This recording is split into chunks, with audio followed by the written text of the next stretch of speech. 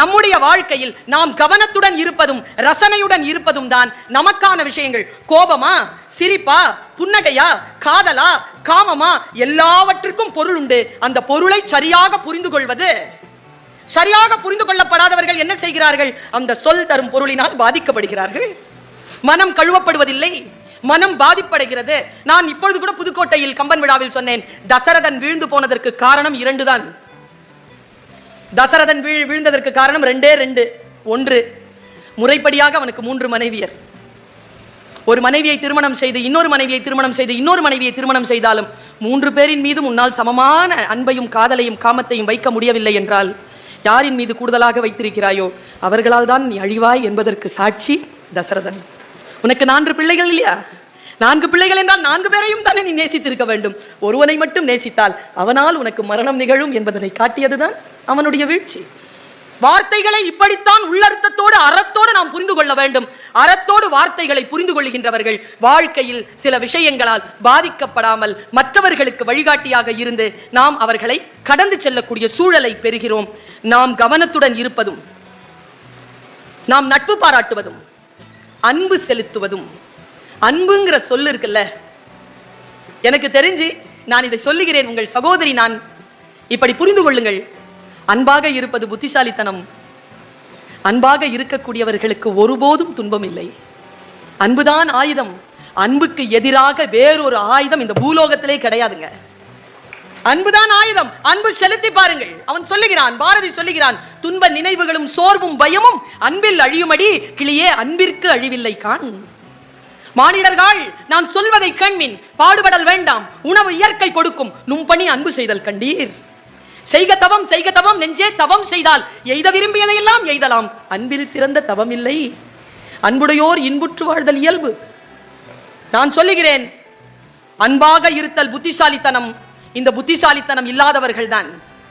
வீரனுக்கும் வன்முறையாளனுக்கும் என்ன வித்தியாசம் தெரியுமா? 2 பேருக்கும் கோபம் வரும். எவன் ஒருவன் கோபத்தை ஒரு வினாடி தக்க வைத்துக் கொள்கிறானோ அவன் வீரன். தக்க வைக்க முடியாதவன் வன்முறையாளன். ஒரு வினாடி அதை பிடித்து நிறுத்துவது, நம் மனதை பிடித்து நிறுத்துவது. இதோ சொல்லி இருக்கிறார்களே எத்தனை நூல்கள். நான் யோசித்து பார்க்கிறேன், என் வீட்டிலும் ஒரு சின்ன நூலகம் உண்டு. இந்த நூல்களுக்கெல்லாம் குரல் இருந்தால் எப்படி இருக்கும்? இதெல்லாம் பேசினா எப்படி இருக்கும்னு யோசிச்சு பார்த்திருக்கேன். திருக்குறள் பேசினா எப்படி இருக்கும்? பேசிக்கொண்டே இருந்தால், ஒவ்வொன்றும் பேசிக்கொண்டே இருந்தால், திருப்பி படிச்சா அது பேசினா எப்படி இருக்கும்? அண்ணன் சொன்னாரு, எகிப்திய மன்னன் பாரோன், 7ஆம் பாரோன் தன்னுடைய புத்தக நிலையத்திற்கு மன மருத்துவ நிலையம் என்று பெயர் வைத்திருந்தான். மனதிற்கு மருத்துவம் பார்க்கக்கூடிய நிலையம் புத்தகம் இல்லாமல் வேறு எதுவாக இருந்துவிட முடியும்?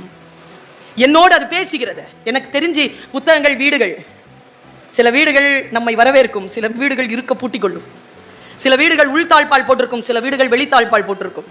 புத்தகங்கள் அப்படித்தான். நான் சின்ன வயதில் கேள்விப்பட்டிருக்கிறேன், அதை புத்தக கண்காட்சிகளில் பேசியிருக்கிறேன். நீ எந்த நூலை புரட்டி புரட்டி படிக்கிறாயோ அது நல்ல நூல் அல்ல. படிக்கின்ற பொழுதெல்லாம் எந்த நூல் உன்னை புரட்டி புரட்டி போடுகிறதோ அதுதான் நல்ல நூல் என்று சொல்வார் வார்த்தை சித்தர் வலம்புரி ஜான். வார்த்தை சித்தர் இன்னொரு வார்த்தை சொல்லுவார், நூல்னு பேர் வச்சானே ஏன் வச்சான்? சின்ன குழந்தைகளுக்கு சொல்லுவார், காதுகள் என்ற இந்த துளைகளில் நல்ல நூல் நுழைந்தால் அது மனதில் இருக்கக்கூடிய கிழிசல்களை தைக்கிறது, அதனால் நூல் என்று பெயர் வைத்தான் தமிழன் என்பார் வார்த்தை சித்தர். நூல்கள் நமக்காக காத்திருக்கின்றன. அந்த நூலை வாங்குவது, நான் இப்படி சொல்லுகிறேன், நூல் விற்பனை ஆகின்றன, ஆனால் வாசிக்கும் பழக்கம் குறைகிறது. எந்த புத்தகத்தையும் முழுமையாக யாரும் வாசித்து முடிப்பதே இல்லை. ஆசையாக வாங்கிக் கொள்கிறோமே தவிர வாசித்து முடிக்க வேண்டும். சோறுனா தட்டுல முழுமையா சாப்பிடணும், பெண்ணுனா கடைசியா மை தீர வரைக்கும் அதை பயன்படுத்தணும், பென்சில்னா அதை முழுமையா பயன்படுத்தணும், ரப்பர்னா முழுமையா பயன்படுத்துற அளவுல பத்திரமா வச்சிருக்கணும். பழக்கம் இல்லை, அதனால் தான் நூல் வாசிப்பு குறைகிறது. இன்னும் ஒரு விஷயத்தை சொல்லுகிறேன், வெறும் கேட்ஜெட்ஸ் இருக்குல்ல, அப்பத்துல இருந்து பார்த்துக்கிட்டே இருக்காரு பாருங்க, போனு. இந்த போன் தான் தேய்த்து தேய்த்து தேய்த்து நம்முடைய வாழ்க்கையே தேய்ந்து போய்விட்டது. இந்த கேட்ஜெட் எல்லாவற்றையும் சரியாக பயன்படுத்துவது, ஒன்றை சரியாக புரிந்து கொள்வது. நான் கடுமையாகவே சொல்லுவேன், சொற்களை சரியான மொழியில் புரிந்து கொள்ளுகின்றவர்கள் சில விஷயங்களை ஜெயிக்கிறார்கள், இல்லை என்றால் அவர்கள் தோற்று போகிறார்கள். எப்படி என்று சொல்கிறேன், பல நேரங்களில் கெட்ட வார்த்தை ஏதாவது சமஸ்கிருதத்திலேயோ அரபிலேயோ எழுதி கீழே போட்டுறேன்னு வச்சுக்கோங்க, என்ன பண்ணுவீங்க? வாசிக்க தெரியாது, ஆனால் லிபி தெரியும். அதில் வேதங்களை வாசிச்சிருக்கிறீங்க, இதுலேயும் வேதத்தை வாசிச்சிருக்கிறீங்க, என்ன பண்ணுவீங்க? கால் மிதிச்சிட்டிங்கன்னா எடுத்து கண்ணில் ஒத்திப்பீங்க கெட்ட வார்த்தையை. அதனால் தான் படிக்க வேண்டும் என்பது. படித்தால் பல புத்தகங்கள் கிழிக்க தகுந்தவை என்று நமக்கு தெரியும். இந்த உலகத்தை ஆட்சி செய்ய வேண்டும் என்று சொன்னால், ஒரு இனத்தை அழிக்க வேண்டும் என்று சொன்னால், அவர்களுடைய புத்தக கூடங்களை அழித்தால் போதுமானது. எனக்கு எங்க தெரியுமா வலிச்சுது? இந்த கள்ளக்குறிச்சி, இந்த ஒரு மாணவியின் மரணம். அப்படி எந்த சமூகத்திலும் நிகழ்ந்து விடலாகாது. அது ஏதோ சபைக்கு வந்து விட்டது என்பதற்காக நாம் எல்லோரும் பேசுகிறோம். இப்படி ஓராயிரக்கணக்கான குழந்தைகள் இந்த தேசத்தில் செத்துக்கொண்டுதான் இருக்கிறார்கள். சரியான வகையில் அவர்களுக்கு நீதி கிடைக்க வேண்டும் என்றால், இதோ இப்பொழுது கிளம்பி இருக்கக்கூடிய இந்த தீ மிக முக்கியமான நகர்வுக்கு எடுத்துச் செல்லும் என்று நம்புவோமாக. ஆனால் என் மனம் வலித்த இடம் எது தெரியுமா? அந்த பள்ளிக்கூடத்தில் உள்ளே இருந்த நூலகம் எரிக்கப்பட்ட பொழுது ஒரு வாசிப்பாளராக, ஒரு ஆசிரியையாக நான் கவலைப்பட்டேன். குழந்தைகளுடைய தஸ்தாவேஜுகள் எரிக்கப்பட்ட பொழுது நான் வருத்தப்பட்டேன். ஒன்றை எப்படி எதிர்ப்பது, ஒன்றை எப்படி சரியான நிலையில் எப்படி போய் சேர்ப்பது என்பது நம் சமூகம் இன்னும் கற்றுக்கொள்ள வேண்டும் என்றால், சொற்களினால் தூண்டப்படாமல் சொல்லில் இருக்கக்கூடிய பொருளை மிக ஆழமாக புரிந்து கொண்டு அதை நோக்கி நகர வேண்டும். நீதி என்பது வேற, நியாயம்ங்கிறது வேறங்க. ரெண்டுமே ஒண்ணு கிடையாது. உங்களுக்கு ஒரு நியாயம், எனக்கு ஒரு நியாயம். ஆமா, நீங்க அந்த சேர்ல தான் உட்காரணும், நான் இந்த சேர்ல தான் உட்காரணும். அது உங்களுக்கான நியாயம், இது எனக்கான நியாயம். ஆனா நீதின்னு வந்துச்சுன்னா ரெண்டு பேருக்கும் ஒண்ணு. எங்க ஐயா நீதி என்கின்ற சொல்லுக்கும் நியாயம் என்ற சொல்லுக்கும் இருக்கக்கூடிய வித்தியாசத்தை சரியாக நீங்கள் புரிந்து கொள்வதற்காக சிலம்பொலி செல்லப்பன் ஐயா அவர்கள் நான் குழந்தையாக இருந்த பொழுது பேசியதை சொல்றேன். நான் சின்ன பிள்ளையா இருக்கும்போது சொன்னார். அவர் மீட்டிங்ல கேட்கிற, ஏதோ ஒரு கம்பன் விழாவோ எங்கேயோ பேசுறாரு, அவர் கேட்கிறேன். ரொம்ப அற்புதமா பேசுவார். சொல்றார், ரெண்டு பேரும் இருந்தாங்களா, ஒருத்தன் ஏன் ஒருத்தன் பி.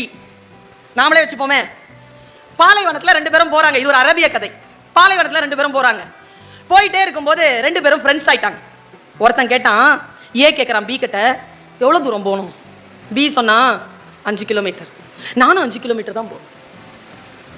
தண்ணி வச்சிருக்கியா? ஏ கேட்குறான் பி கிட்ட. பி உஷாரு நம்மள மாதிரி.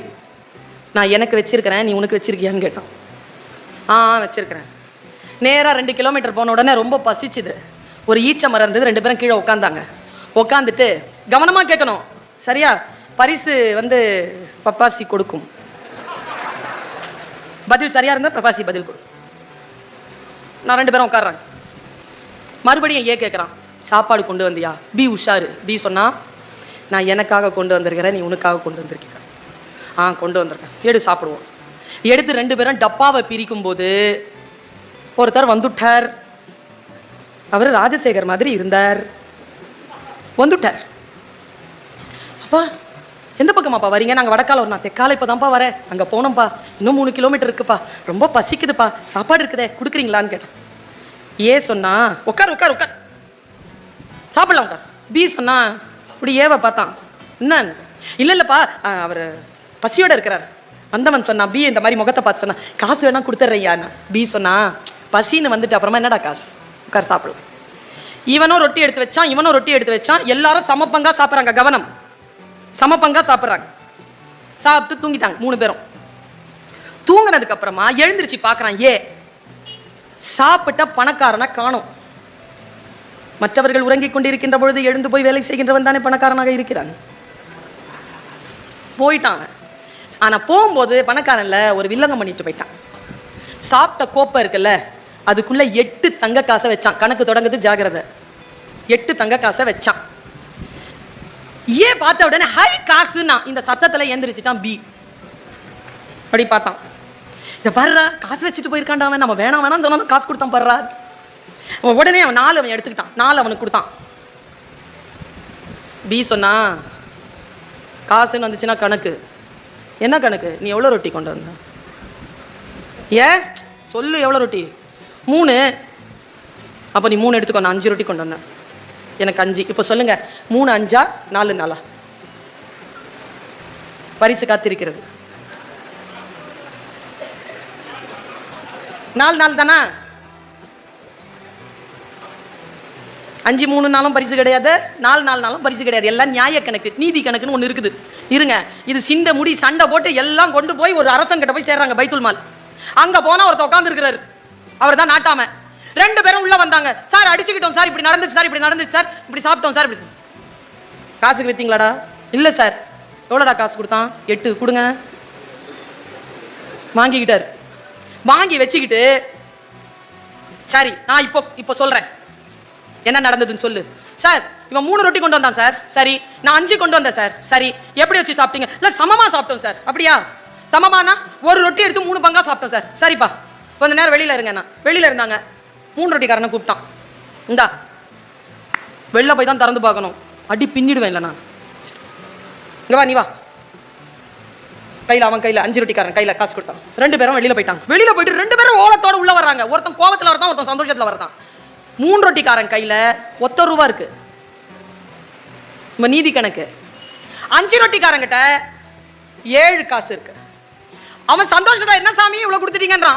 அவனாவது 3 கொடுக்குறேன், உங்ககிட்ட வந்துட்டு நான் ஒத்த காசை வாங்கிட்டு போறேனேங்கிறான். அவன் கணக்கு சொல்லு நான் கணக்கு சொல்றேன். இப்ப சொல்லுங்க, 3 5 சேர்த்தா எவ்வளவு? டக்குன்னு சொல்லணும், டைம் இல்ல. 8. ஒரு ரொட்டியில 3 துண்டு, ஆளுக்கு ஒண்ணு சாப்பிடுறாங்க. 8 ரொட்டியில எத்தனை துண்டு? டக்குன்னு சொல்லணும்.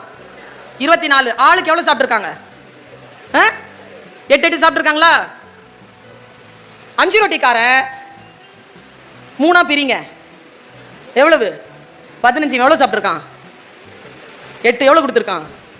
7. அதனால அவனுக்கு 7 காசு. இவன் 3 ரொட்டிக்காரன் பிரிச்சா எவ்வளவு? 9. இவன் எவ்வளவு சாப்பிட்டுருக்கான்?